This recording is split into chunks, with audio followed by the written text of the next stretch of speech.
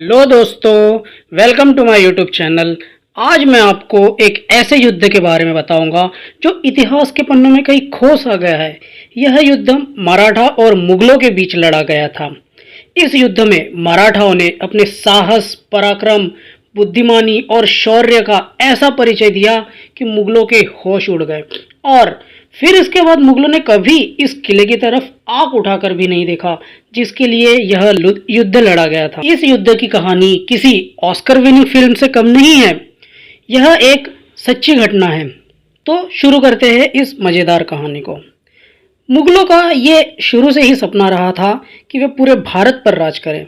ऐसा करने में वे कुछ हद तक सफल भी हुए, पर कुछ जगह उन्हें बहुत ही तगड़ा रेजिस्टेंस का सामना करना पड़ा था। मुगलों के जीते हुए क्षेत्र, उनके सैनिक संख्या बल, दौलत, शोहरत, इसके कंपेयर में भारत का यह हिस्सा बहुत ही छोटा था। लेकिन साहस, शौर्य, पराक्रम, बलिदान और उससे भी कहीं ज़्यादा बुद्धिमानी और चतुराई में यहाँ का एक एक बच्चा लाखों पर भारी था। तभी तो कहते हैं ना, एक मराठा लाख मराठा। तो आप समझ ही गए होंगे कि हम बात कर रहे हैं महाराष्ट्र की, जिसे पहले दक्कन कहा जाता था। शिवाजी महाराज के मृत्यु के पश्चात औरंगजेब को लगा कि वह दक्कन को आसानी से जीतकर इसे मुगल एम्पायर में शामिल कर लेगा, और इसलिए उसने दक्कन मुहिम की शुरुआत की। कायर औरंगजेब ने सन 1682 में दक्कन पर आक्रमण किया और उसने टारगेट किया छत्रपति शिवाजी महाराज के सबसे छोटे किले में से एक रामसेज किले को। रामसेज किला अपने आकार में तो छोटा था ही, लेकिन भौगोलिक दृष्टि से भी वो उतना ताकतवर नहीं था जितना बाकी किले होने चाहिए। खैर, औरंगजेब ने अपने एक सरदार जिसका नाम शहाबुद्दीन था, उसको रामसेज की चढ़ाई के लिए भेज दिया। शहाबुद्दीन ने कहा कि ये किला तो बहुत ही छोटा है, इसको तो मैं 1 या 2 दिन में ही अपने कब्जे में कर लूँगा। लेकिन उसको पता नहीं था कि रामसेज किले के अंदर 600 बहुत ही शूरवीर और बुद्धिमान सिपाही उसके लिए वेट कर रहे हैं। शहाबुद्दीन अपने 10,000 फौज को लेकर, जिसमें कि हाथी, घोड़े और तोपें भी शामिल थी, रामसेज के लिए निकल पड़ा। शहाबुद्दीन बिना कुछ सोचे समझे सीधा रामसेज की ओर अपनी सेना को लेकर आगे बढ़ा। तब तक किले के अंदर का एक भी मराठा सिपाही बाहर नहीं आया। शहाबुद्दीन को लगा ये मराठे मुझसे डर गए हैं, सेना को देख के डर गए हैं, इसलिए बाहर नहीं आ रहे। लेकिन इसके पीछे की कहानी तो और थी। जैसे जैसे शहाबुद्दीन किले के पास जाता गया, वैसे वैसे मराठे और सक्रिय होते गए, और जैसे ही शहाबुद्दीन और उसकी सेना किले के ज़्यादा ही पास आ गई, अंदर खड़े मराठों ने ऊपर से, किले के ऊपर से पत्थरों की बौछार कर दी। यह बौछार इतनी भीषण थी, इतनी भीषण थी कि कई सैनिक तो पत्थर की चोट की वजह से ही मर गए, कई तो पत्थर के नीचे आके दब के मर गए।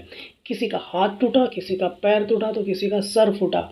और वो इतने ही असहाय हो गए थे कि वो नीचे तक नहीं जा पा रहे थे, और उन्होंने वही दम तोड़ दिया।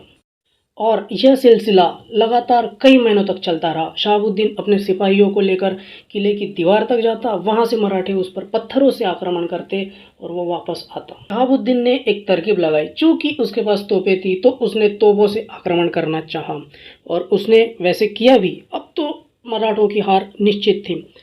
मुगलों की तोपें मराठाओं की किले की दीवार को भेद देती थी, लेकिन मराठे यहाँ पे भी कम नहीं थे। मुगलों ने देखा कि जिस भी किले की दीवार को वो तोड़ रहे हैं, मराठे उस दीवार को रातों रात खड़ा कर दे रहे हैं। इसी बीच मराठाओं का जब किले के अंदर अन्न और दाना पानी सब कुछ खत्म हो जाता, मराठे रात को चुपके से निकलते और बिजली की रफ्तार से शहाबुद्दीन की छावनी में जाकर उसको लूट लेते। उनको जितना भी पर्याप्त अन्न दाना चाहिए था वो वहाँ से ले लेते और वापस किले में आ जाते। कई महीने बीत जाने के बाद जब औरंगजेब को ये बात पता चली कि रामसेज का किला जीतना शहाबुद्दीन के बस की बात नहीं है, तो वो बहुत गुस्सा आया और शहाबुद्दीन को वापस बुलाया, और उसकी जगह पे उसने अपना एक सरदार भेजा जिसका नाम था फतेह खान। फतेह खान ने एक नई तरकीब निकाली। चूँकि शहाबुद्दीन दिन में तोपों से हमला करता, फतेह खान ने सोचा कि क्यों ना रात को तोपों से एक तरफ से हमला किया जाए, और दूसरी तरफ जब सारे मराठे इकट्ठे हो जाए इस देखने के लिए कि तोप से हमला हो रहा है तो दूसरी तरफ से अब मुगल जाकर और चढ़ाई कर दें। और उसने वैसे किया भी। रात को तोपें दागता था, तोपों की आवाज़ इतने जोर की होती थी कि कुछ और सुनाई ही नहीं देता था। मराठा सैनिक ये सब देख ही रहे थे कि तोपे की आवाज़ बहुत ज़ोर से आ रही है, लेकिन उनको हंसी इस बात की भी आ रही थी कि ये तोपे तो किले तक पहुंच भी नहीं पा रही है, तो वो इसका बहुत ही मज़ा भी ले रहे थे। लेकिन तभी एक सैनिक ने सोचा कि ये तो कभी रात में हमला करते नहीं है, आज कैसे क्या किया, और ये तोपें यहाँ तक पहुँच क्यों नहीं रही। तो उसने किले के चारों ओर चक्कर लगाया, तो उसके समझ में आया कि ये यहाँ पर हमको बिज़ी रख के पीछे से चढ़ाई करने वाले हैं। तो उसने मराठा सरदार को बताया, किलेदार को बताया, और किलेदार अपने आधी से ज़्यादा सेना लेके उस तरफ बढ़ा जहाँ से ये चढ़ाई करने वाले थे। जैसे ही ये मुग़ल सिपाही पीछे से चढ़ने वाले थे, मराठाओं ने तुरंत फिर से अपनी पत्थरबाजी शुरू कर दी और इतने भीषण तरीके से इनको नीचे खदेड़ा कि इसके बाद उन्होंने कभी ऐसा करने का दुस्साहस किया भी नहीं। मुग़ल तोपें दागते रहे, ये मराठे अपनी वो दीवारों की मरम्मत करते रहे और मुग़ल अनेक अनेक प्रकार की कई तरकीबें अपनाते रहे। उन सब पर भी मराठे इन पर पानी फेरते रहे। इसी तरह ये अफवाह फैलाई मराठों ने कि मराठों की रक्षा उनके जो मरे हुए सिपाही हैं वो कर रहे हैं। मुग़ल सरदारों की बुद्धि इतनी भ्रष्ट हो गई थी कि उन्होंने इस बात को मान भी लिया और इसीलिए भूत भगाने के लिए उन्होंने एक मांत्रिक को बुलाया। मांत्रिक ने बोला कि मुझे एक सोने का नाग बना कर दीजिए, मैं वो नाग इनके पास लेकर जाऊंगा और मराठे अपने आप पीछे सरकते जाएंगे और सरेंडर कर देंगे। अब मांत्रिक वो सोने का नाग लेके आगे आगे चलता, उसके पीछे पीछे मुग़ल सैनिक जो कि बहुत डरे हुए थे, लेकिन वो फिर भी उसके मांत्रिक के पीछे चल रहे थे। और ये जैसे ही मांत्रिक किले के पास आया, एज़ यूजुअल जो मराठे हमेशा से करते आ रहे थे, पत्थरों से इन्होंने बस दागना शुरू कर दिया और इस तरह मांत्रिक को अपनी पैंट उठाकर वहाँ से भागना पड़ा। मराठे बस पत्थरों से हमला नहीं करते थे, उन्होंने इसी किले में विश्व की सबसे पहले लकड़ी से बनी हुई तोप बनाई। जी हाँ, लकड़ी से बनी हुई तोप, जिसमें और उसमें जानवर की तोप का उपयोग, इस तोपे का गोला बारूद वो मुग़लों से ही चुराते थे और उनके गोला बारूद से उन्हें ही परेशान करते थे। मुग़लों ने एक बार और अपना दिमाग लगाया, उन्होंने सोचा कि हमारी तोपें तो किले की दीवारों को भेद पा रही है तो ये ठीक कर रहे हैं, इसलिए क्यों ना हम किले के अंदर तोपों से हमला करें। इसलिए उन्होंने एक बड़ा सा प्लेटफॉर्म बनाया जो कि लकड़ी का था। उनका प्लान ऐसा था कि वो उस बड़े से प्लेटफॉर्म के ऊपर तोपें रखेंगे और वहाँ से अंदर, किले के अंदर जो है वो फायर करेंगे। किले के अंदर बैठे मराठे ये सब कुछ देख ही रहे थे। जिस दिन ये प्लेटफॉर्म बनकर तैयार हुआ, तोपें जो है वो ऊपर चढ़ाई गई, उसी रात को मराठी बिजली की रफ्तार से आए और जो प्लेटफॉर्म उन्होंने लकड़ी का बनाया था उस पर आग लगा दी। उनका प्लेटफॉर्म भी बर्बाद हुआ और तोपें भी बर्बाद हुई। रामसेज को जीतने की तरकीबें मुग़लों की यही ख़त्म नहीं हुई। उनका एक और सरदार जिसका नाम था कासिम खान, उसने किले के चारों ओर कड़क पहरा बना दिया, जिससे मराठों को मिलने वाली रसद, अन्न पानी या सैनिक सिपाही जो कुछ भी वो वहाँ उन तक नहीं पहुँच पाए। खाने पीने के मराठों के वांदे हो गए थे, लेकिन मौसम ने भी मराठों का साथ दिया।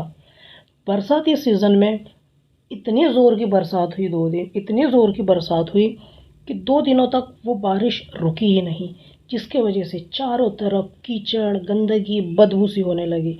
वहाँ पर 2 मिनट भी खड़ा रहना एक बहुत ही मुश्किल हो गया था। ऐसे में मुग़ल सैनिकों ने सोचा क्यों ना एक रात हम थोड़ा सा आराम कर ले, और मराठों को क्या चाहिए था, वो इसी पल का इंतज़ार कर रहे थे। जैसे ही मुग़लों का पहरा थोड़ा सा कम हुआ, मराठे तुरंत आए रातों रात। उन्होंने अपने किले में बैठे सैनिकों के लिए अन्न, दाना और सारी चीज़ें पहुंचाई और इसके साथ साथ और सैनिक वहां पर तैनात कर दिए गए। 1682 से रामसेज को जीतने का सिलसिला इसी तरह 1688 तक चलता रहा, लेकिन कई सरदार आए, कई सरदार गए, लेकिन मुग़लों का एक भी सरदार रामसेज को जीत नहीं पाया।